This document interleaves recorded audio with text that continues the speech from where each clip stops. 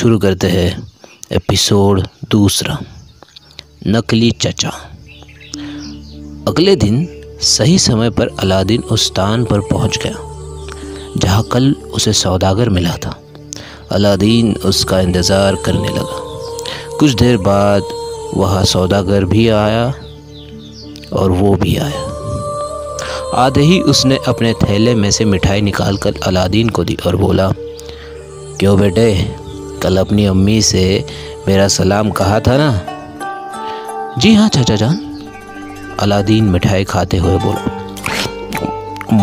माँ ने आपको याद किया है और घर पर बुलाया है।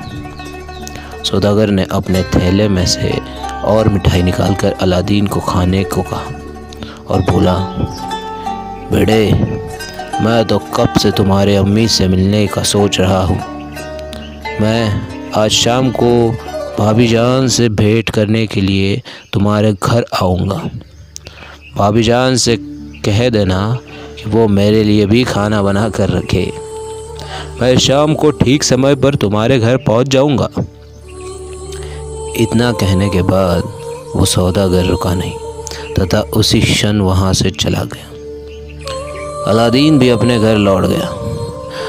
घर आकर उसने सारी बातें अपनी माँ को बताई और वहाँ उसने ये कहा कि चचा जान आज शाम को खाने के लिए आएंगे, उनके लिए भी खाना बनाना। अलादीन की माँ खुशी खुशी खाना बनाने में लग गई। उसने अलादीन के चचा के लिए अच्छे खाने का इंतज़ाम किया था। आज शाम ठीक समय पर अलादीन का चचा वहां पहुंचा। आते ही उसने अलादीन के पिता के विषय में बातें करनी शुरू कर दी और अपने भाई मुस्तफ़ा को याद करके रोने लगा। अलादीन की माँ भी अपने पति को याद करके आंसू बहाने लगी। इसी तरह ये बातें कहते सुनते थोड़ी देर बाद खाने का समय हो गया। अलादीन की माँ ने बड़े प्रेम से खाना परोसा। खाना देखकर अलादीन का चाचा बोला, आपने भाई की मौत की खबर से खाने का मन नहीं कर रहा। अलादीन और उसकी माँ ने उसे खाना खाने को मनाया। फिर तीनों ने मिलकर खाना बैठकर खाया। थोड़ी देर बाद में तीनों खाना खाने से निपट गए।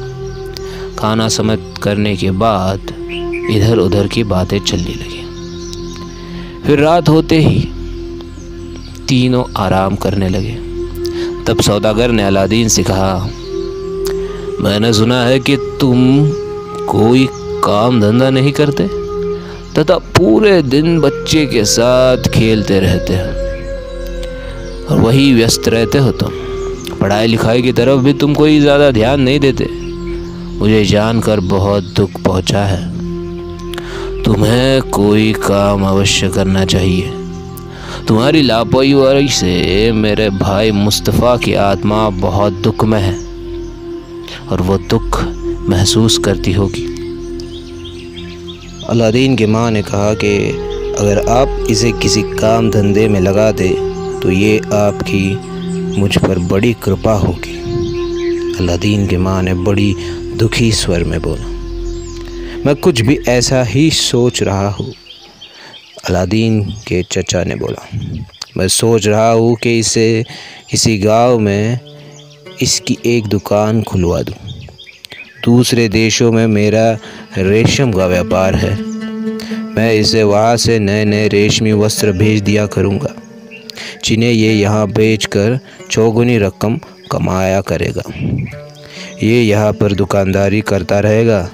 मैं समय समय पर इसके रेशमी वस्त्र भेजता रहूँगा। ये सुनकर अलादीन की माँ बहुत खुश हुई। वो सोचने लगी कि खुदा हम पर मेहरबान है।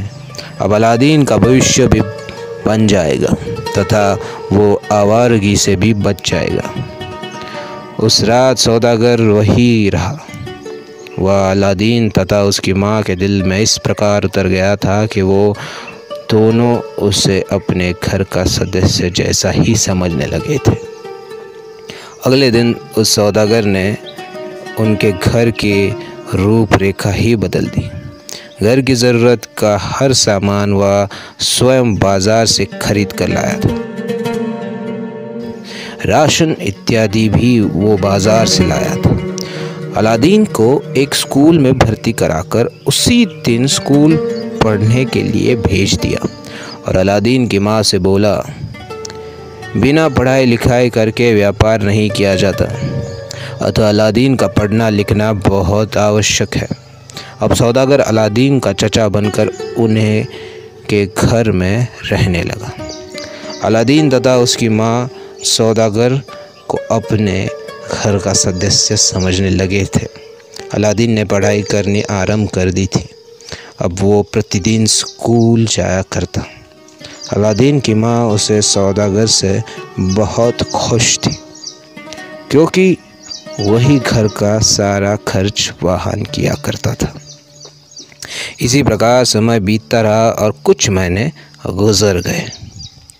अलादीन सौदागर को अपने पिता समान समझने लगा था। एक दिन उस सौदागर ने अलादीन के सामने कुछ कहा और उसे दूसरे कमरे से अपने पास बुलाया और कहा, बेटे, हम घर में रहते रहते उब चुके हैं, क्यों न आज हम दोनों जंगल की सैर करने चले।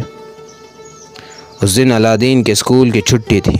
अलादीन को अपने चचा का सुझाव अच्छा लगा था। वो बोला, हाँ, क्यों नहीं चचा जान। अलादीन अपने चचा के साथ जंगल की सैर करने लगा। चलते चलते वो दोनों घने जंगल में पहुंच गए। वह जंगल घना और डरावना था। तभी उस सौदागर ने अपनी जेब से एक कागज़ निकाला, उसे खोला और बहुत ध्यान से देखने लगा। अलादीन ने देखा कि उस कागज़ पर कुछ आड़ी तिरछी लकीरें खींची हुई है। सौदागर बड़े ध्यान से उन लकीरों को देख रहा था।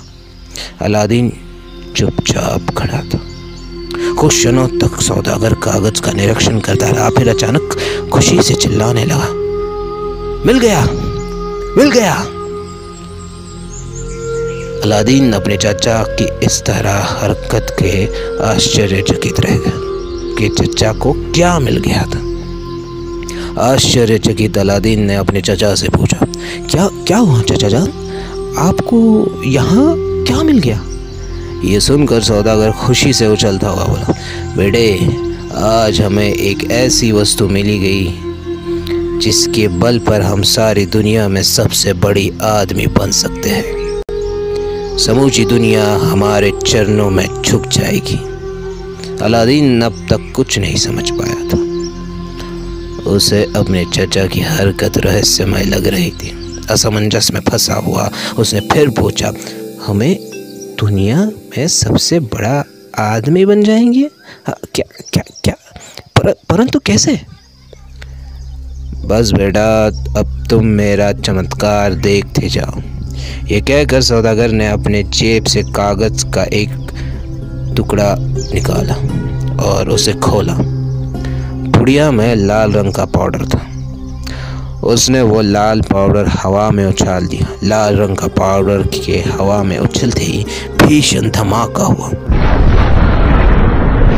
और उनके सामने की ज़मीन एक घरघराहट के साथ दो भागों में फट गई।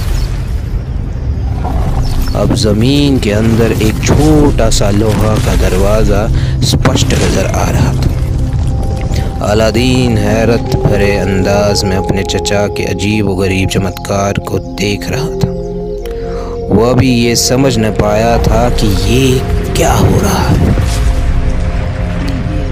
सौदागर ने पुनः अपनी जेब में हाथ डालकर और जेब से एक अंगूठी निकाली। अंगूठी अलादीन को देते हुए बोला, लो बेटे, ये अंगूठी पहन लो और खुदा को याद करके इस द्वार में उतर जाओ। ये द्वार पार करने के बाद तुम्हें एक खूबसूरत बाग मिलेगा। उस बाग में एक विशाल मंदिर है। तुम उस मंदिर में बेहिचक प्रवेश कर जाना। अंदर तुम्हें एक चिराग मिलेगा, एक चिराग मिलेगा तुम्हें अंदर। तुम उस चिराग को बुझा देना तथा उसे अपनी जेब में रखकर तुरंत वापस आ जाना। ये अंगूठी तुम्हारी रक्षा करेगी। उस सुरंग के अंदर जाने के बाद वो बात सुनकर अलादीन घबरा गया था। उसने सौदागर से मना कर दिया, परंतु सौदागर ने अधिक दबाव डालने पर आखिर वो तैयार हो गया। उसने सौदागर द्वारा दी अंगूठी पहनी और हिम्मत बांधकर जमीन पर बनी हुई सुरंग के अंदर प्रवेश किया। सुरंग बहुत अंधेरी थी। अलादीन अंधेरे में आगे आगे बढ़ने लगा। वो घबरा रहा था, परंतु सौदागर की अंगूठी अंधेरे में प्रकाश फैला रही थी, जिससे अलादीन को आगे बढ़ने में सहूलियत हो रही थी। अलादीन सुरंग में बढ़ता गया। सुरंग पर आगे पार करने के बाद अलादीन ने स्वयं एक शानदार एवं खूबसूरत बाग खड़ा पाया। उस बाग में नाना प्रकार के वृक्ष लगे थे जो फलों फूलों से लदे हुए थे। वहाँ पर चारों ओर रंगीन पत्थर बिखरे पड़े थे जो चमक रहे थे। कुछ मिलाकर उसके आसपास का दृश्य बहुत सुंदर था। अलादीन कुछ पलों के लिए उस बाग की सुंदरता निहारता रहा। बाग में दिन जैसा प्रकाश फैला हुआ था। अलादीन को ये विशाल मंदिर भी नजर आया जो सौदागर ने बताया था। उसने बहुत से रंगीन पत्थर जेब में भर लिए। तत्पश्चात वो भारी कदमों से मंदिर की ओर बढ़ा। मंदिर में प्रवेश करने के बाद उसे अंदर नजर घुमाई और देखा। अंदर उसे एक चिराग जलता हुआ नजर आया। उसके प्रकाश में सारा कमरा प्रकाशमान हो रहा था। चिराग पर नजर पड़ते ही अलादीन के कानों में सौदागर ने कहे शब्द गूंज उठे। उस चिराग को बुझाकर अपने जेब में रखना तथा तुरंत वहां से भाग जाना। अगर तुमने देर कर दी तो तुम वही दफन हो जाओगे।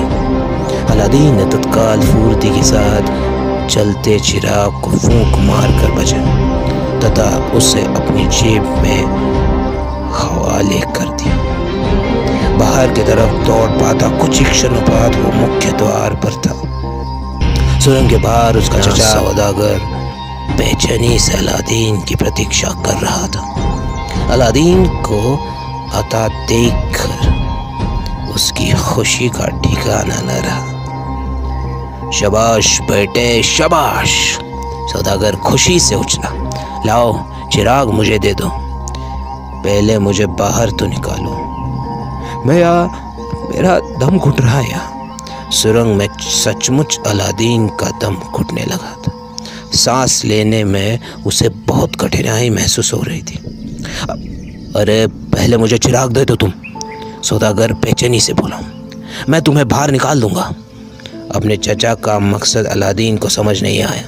वो समझ नहीं पा रहा था कि उसके चचा उसे बाहर क्यों नहीं निकाल रहे।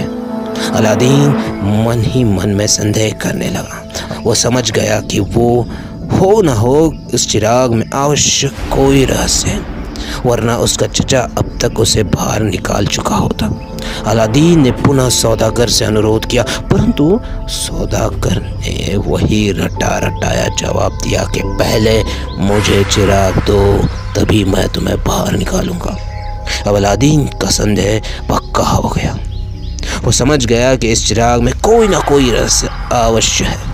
उसने निश्चय किया कि वो चिराग पहले नहीं देखा। उसे सौदागर की नीयत पर अब शक हो गया था। अतः अब मैं आपको चिराग तभी दूंगा जब आप मुझे यहाँ से सुरक्षित निकालोगे, वरना ये चिराग आपको कभी नहीं मिलेगा। ये सुनकर सौदागर पूरी तरह झुंझला गया। क्रोध से उसकी आंखें लाल हो गई। वो दांत पीसता हुआ बोला, अरे मूर्ख, चिराग मुझे दे दे, वरना सुरंग ही तेरी कब्र बन जाएगी। कभी नहीं, कभी नहीं। अलादीन तेज एवं सपाट स्वर में बोला, जब तक आप मुझे बाहर नहीं निकालोगे चिराग आपको नहीं मिलेगा। अब तो सौदागर और भी ज्यादा झुंझला गया। क्रोध के कारण वो कांपने लगा था और दांत पीसता हुआ बोला, बस बहुत हो गया, अब तो सदा के लिए इसी सुरंग में दफन हो जाएगा। इतना कहने के बाद सौदागर ने मंत्र फूकना आरंभ किया। मंत्र को फूकते ही सुरंग का द्वार बंद होने लगा। ये देखकर अलादीन बुरी तरह घबरा गया। वो चचा जान की आवाज़ देकर पुकारने लगा, परंतु कोई लाभ न हुआ और सुरंग का द्वार पूरी तरह बंद हो गया। अलादीन अब सचमुच सुरंग में दफन हो चुका था। दोस्तों, ये था द अरेबियन नाइट्स का एपिसोड 2। एपिसोड 3 जल्दी हाजिर होगा। तब तक सुनते रहिए, सब्सक्राइब कीजिए, फॉलो कीजिए और ट्यून इन कीजिए createyourEars.in। Thank you.